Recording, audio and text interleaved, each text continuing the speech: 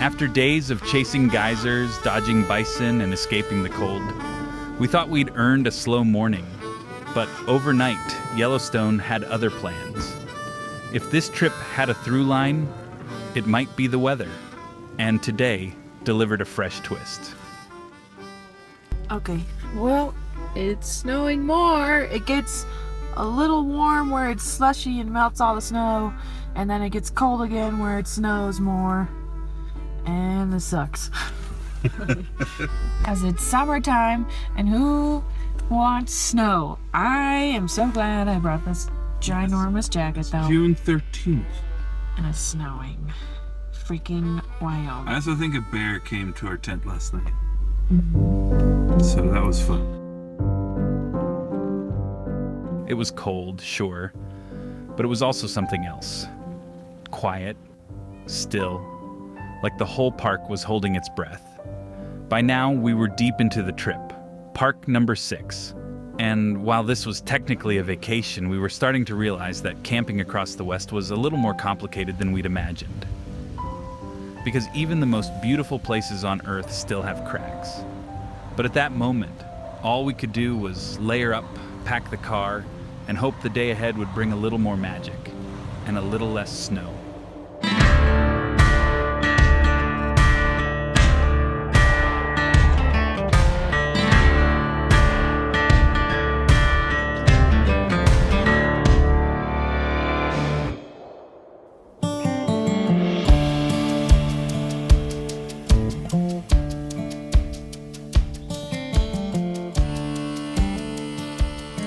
In 2017, that magic, that quiet and still, was easy to fall into.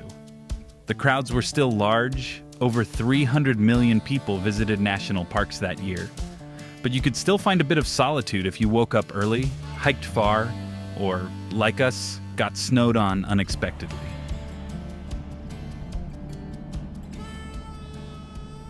What we didn't know at the time was that even as parks like this were being loved, they were also being left to fend for themselves.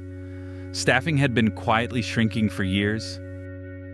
Maintenance was already billions behind.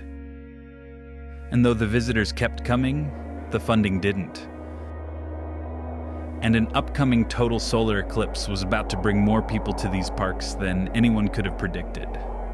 Traffic was so congested in Yellowstone National Park yesterday that park managers had to shut down access to Old Faithful and West Thumb for a time. I'm here at Old Faithful Geyser, which has Yellowstone National Park's busiest visitor center. July is the busiest month for both Yellowstone National Park and Old Faithful.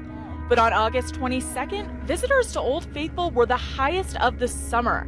And Supervisory Park Ranger Rebecca Rowland said it may have had something to do with the eclipse. Yesterday, we saw nearly 12,500 visits to our visitor center, the Old Faithful Visitor Education Center. And that's slightly higher than most of our busy July days. So two of the four... As we continued on, our next stop was Mammoth Hot Springs.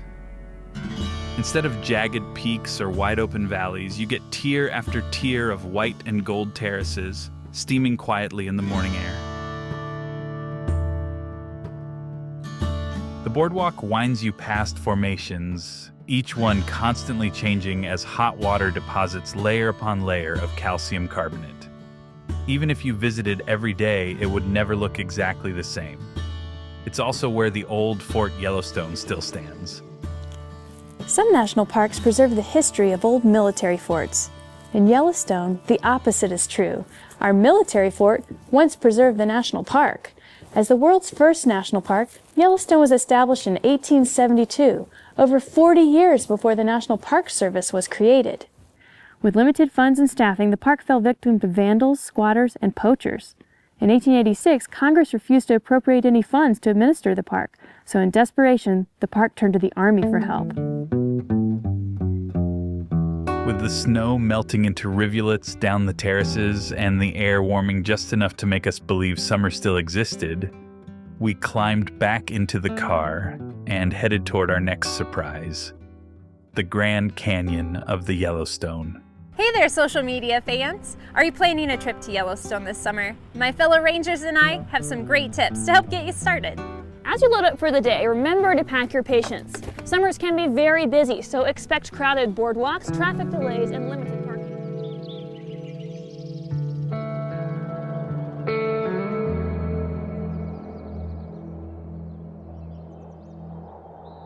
It's not quite the Grand Canyon, but it is grand. Steep walls painted in reds, yellows, and pinks, carved by the Yellowstone River over thousands of years. The real showstopper, though, is Yellowstone Falls, where the river drops in two massive stages, thundering into the canyon below and throwing mist into the air that catches the sunlight.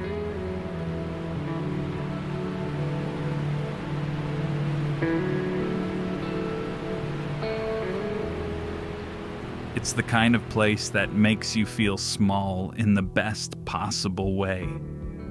Standing there, it's hard to imagine that anything about this view could change. But the canyon is still being shaped, grain by grain, just like the park itself, always evolving, always in motion.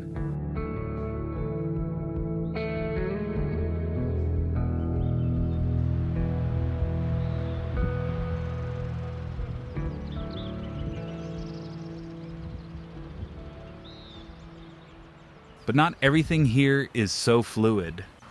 Just up the road sits a single petrified tree. Millions of years ago, it was alive. A redwood, part of an ancient forest that once stood on this plateau. Then ash and lava buried it, minerals seeped in, and what was once alive turned to stone. Today, the tree stands fenced off. Not because it's fragile, but because visitors nearly destroyed it, chipping away pieces for souvenirs until almost nothing remained. It's a reminder that even wonders meant to last forever can vanish when people take without giving back.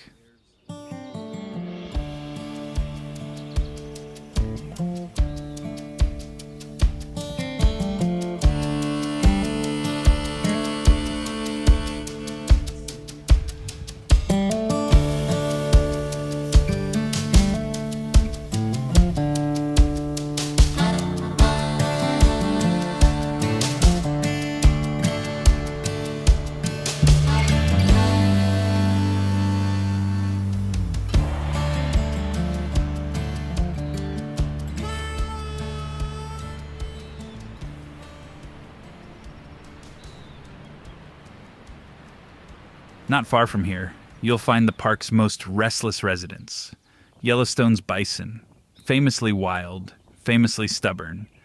The only herd that's lived here continuously since prehistoric times. They almost didn't make it, nearly hunted into extinction in the late 1800s. But today, against all odds, they roam the valleys again, where the petrified tree is a monument to what's been lost. The bison are proof of what can be saved, if we choose to fight for it.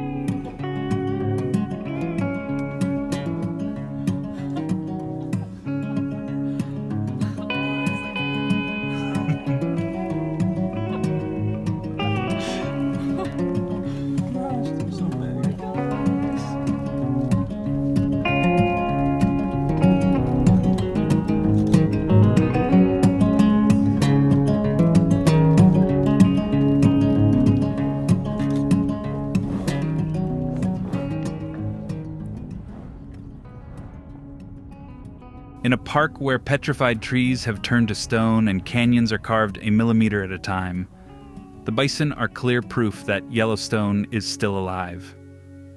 Fragile, but alive. And that's the paradox of this place. It's at once timeless and precarious, crowded and underfunded, preserved and yet always changing. In 2017, I didn't think much about those contradictions. I was too busy making sure the tent didn't collapse under the snow. But looking back, it's impossible not to see the parallels. Because the question hanging over Yellowstone then, and now, is the same one that hangs over all our parks. Do we want them to be living landscapes, messy and complicated? Or do we want them to be monuments, fossils behind a fence,